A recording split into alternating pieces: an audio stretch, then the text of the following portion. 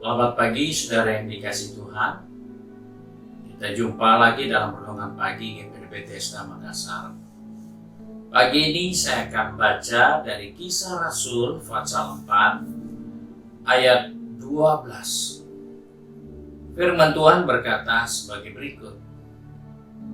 Dan keselamatan tidak ada di dalam siapapun juga selain di dalam Dia. Sebab di bawah kolong langit ini tidak ada nama lain yang diberikan kepada manusia yang olehnya kita dapat diselamatkan. Puji Tuhan, kita menjumpai satu pernyataan firman Tuhan yang diingatkan oleh Rasul Petrus kepada saya dan saudara tentang keselamatan.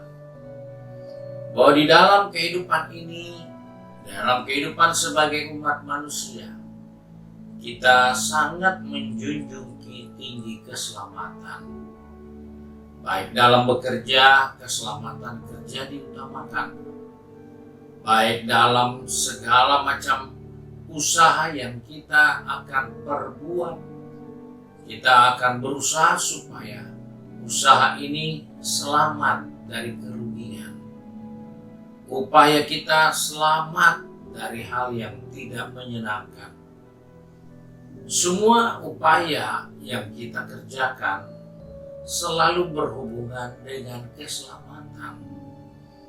Kita menanam modal, kita juga perlu mengawasi apa yang kita sudah tanamkan agar jangan kita rugi, tapi kita bisa selamatkan modal kita. Itu adalah pilihan, itu adalah suatu kebutuhan yang pasti bagi semua manusia. Nah, dalam hal ini kita menjumpai Rasul Petrus katakan, keselamatan di sini bukan berbicara orang yang selamat dari kebakaran, dari kecelakaan, dari kerugian, dari kebangkrutan, dari banyak hal lain. Tetapi keselamatan yang diberikan di sini, yang diingatkan oleh Rasul Petrus, adalah keselamatan untuk memperoleh hidup yang kekal di dalam kerajaan sorga. Dan itu hal yang tidak mudah dicapai oleh manusia. Itu tidak gampang untuk diraih.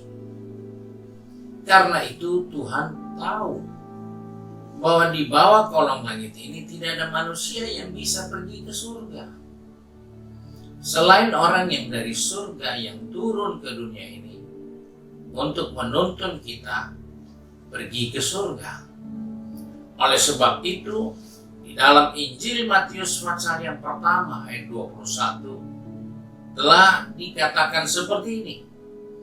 Ia akan melahirkan anak laki-laki, dan engkau akan menamakan dia Yesus, karena dialah yang akan menyelamatkan umatnya dari dosa mereka. Puji Tuhan, kita jumpa suatu bukti bahwa keselamatan hanya ada di dalam Yesus. Karena Dia datang untuk menyelamatkan umatnya, umat manusia. Manusia perlu diselamatkan karena manusia semua berdosa. Semua manusia telah berbuat dosa. Dan tidak ada manusia yang mulia di bawah kolong langit ini. Baik dari seorang petinggi, seorang raja, sampai rakyat biasa. Semua penuh dengan kesalahan, pelanggaran, dan dosa. Sebab itu, Tuhan memberikan jalan keselamatan buat kita. Sebab itu dikatakan di bawah kolong langit ini tidak ada nama lain yang diberikan kepada kita.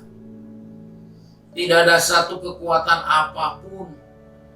Walaupun itu orang punya nama besar, orang yang disanjung, orang yang dihormati, orang yang punya banyak hikmat, orang yang bisa mengajar kebaikan, nilai-nilai yang positif.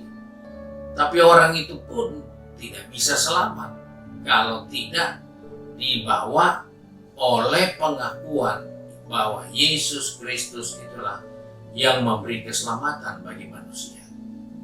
Di sini diingatkan bahwa Dialah yang akan menyelamatkan umatnya dari dosa. Sebab itu kita bersyukur bahwa kita punya Yesus yang diberikan dari sorga kepada kita, supaya melalui Dia kita diselamatkan. Dan inilah yang harus kita pertahankan dalam perjalanan kehidupan kita.